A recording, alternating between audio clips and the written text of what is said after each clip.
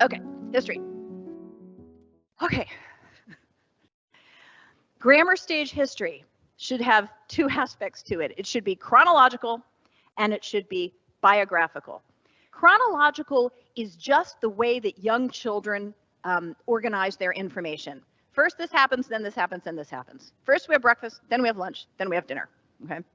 So that is just their natural way of understanding information. So if we teach history chronologically, then we're working into their innate sense of how the world works, what is easy to remember.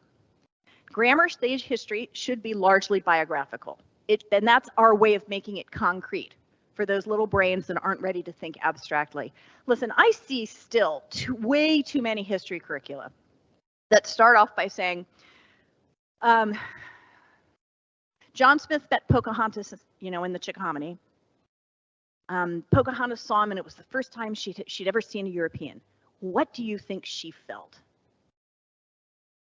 They don't know how they feel. They don't know how Pocahontas felt.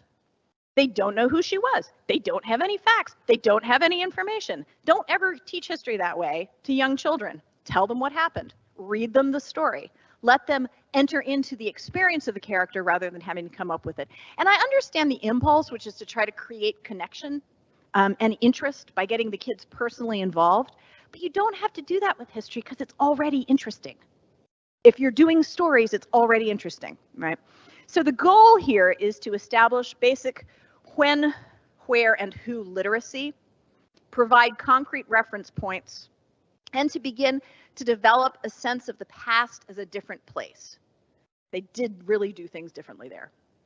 So that's another reason why I don't like the how do you think Pocahontas felt, because it doesn't give the child any sense of the difference between the past and the present. Now, there are drawbacks to doing history in this way. There is an inevitable focus on movers and shakers. It is inevitably going to be a king, what I would call a kings and generals versions of history, particularly with ancient history, because that's what we know about. We don't know about the daily lives of people to the greater extent.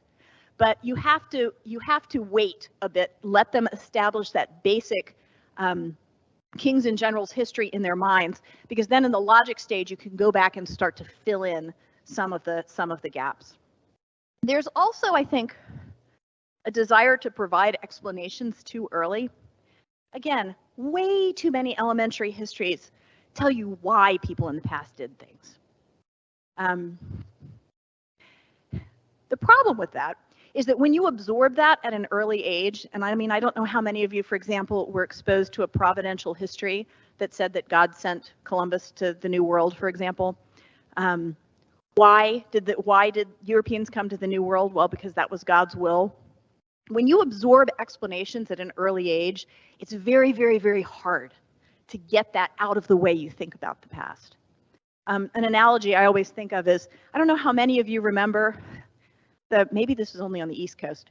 There was this set of blue Bible storybooks that were in every doctor's office and every dentist's office when I was growing up. They sort of blue and glossy, and they had like these watercolor paintings and all sorts of. I still, when I think of God, think of the first picture I ever saw of God in those Bible study books when I was 4 or 5 at the dentist's office. And I know that it's a false picture, but I can't get it out of my mind. So when you provide children with explanations too early, it becomes part of the way they think about history, and we don't want to do that. I'll move on here. So that would be grammar stage history. We're not going to do that. We're going to move on. Now, once you get on into the middle grades, particularly if students have had sort of an initial walk through history, an initial exposure to the high points, now you can start asking why. How does it, here, I'll go back here for a minute. How does it all connect? And in the middle grades, is there more than one explanation for how all of this connects? Now, of course, you're still continuing to develop basic where, when, who literacy, because they don't come out of grammar stage knowing when everything happened. But it is time to start to introduce skepticism. And that's going to sound odd because we're talking about middle grade students, and you probably think they don't need to be any more skeptical. But the thing with middle grade students is that they're very good at detecting false notes. And it is great when you're starting the study of history with them, to go ahead and point those false notes out.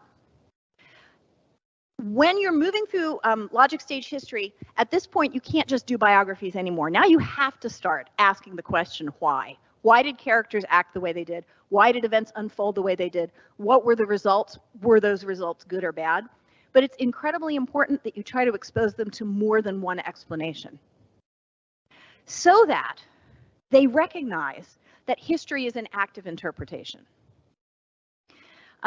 This is why we focus on primary sources.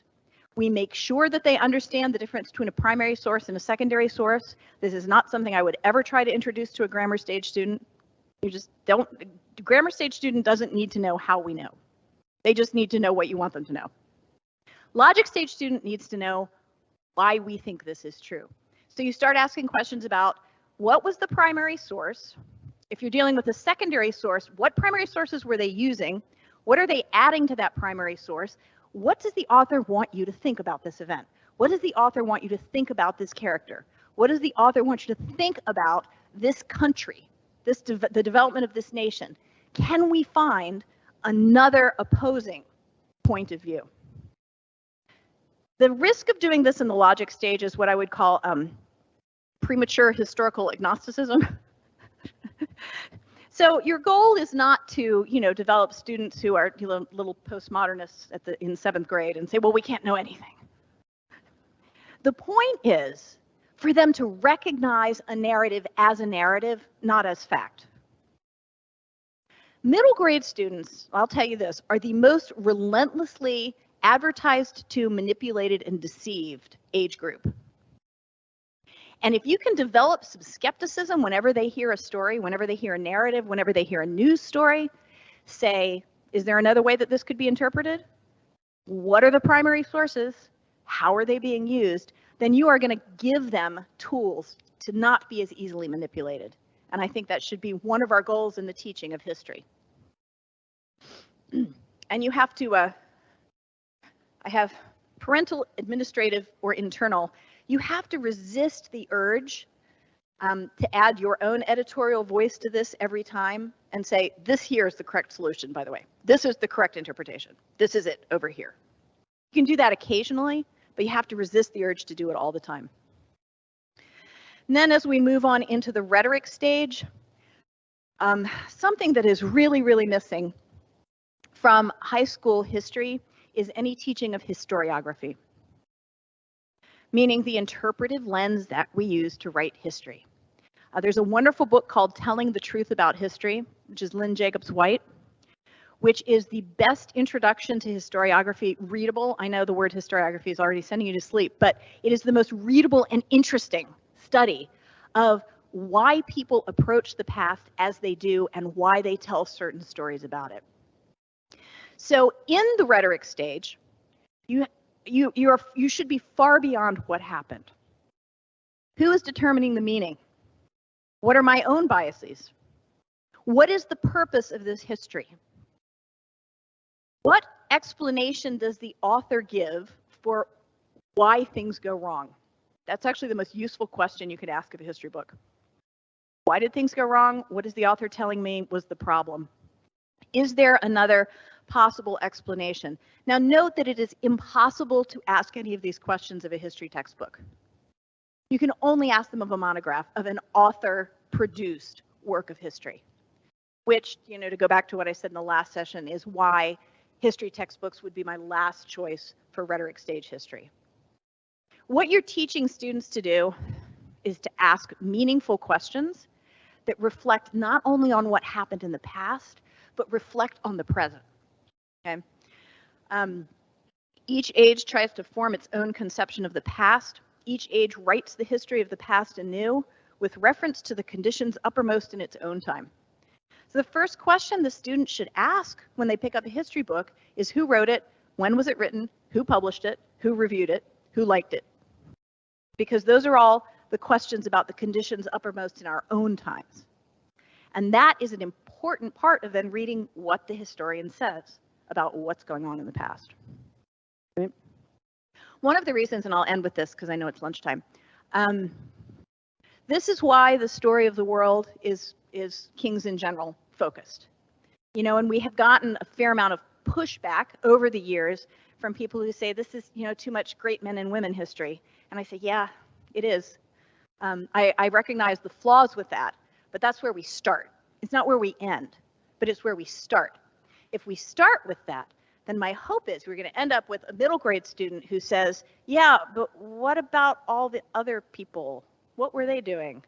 And a high school student who says,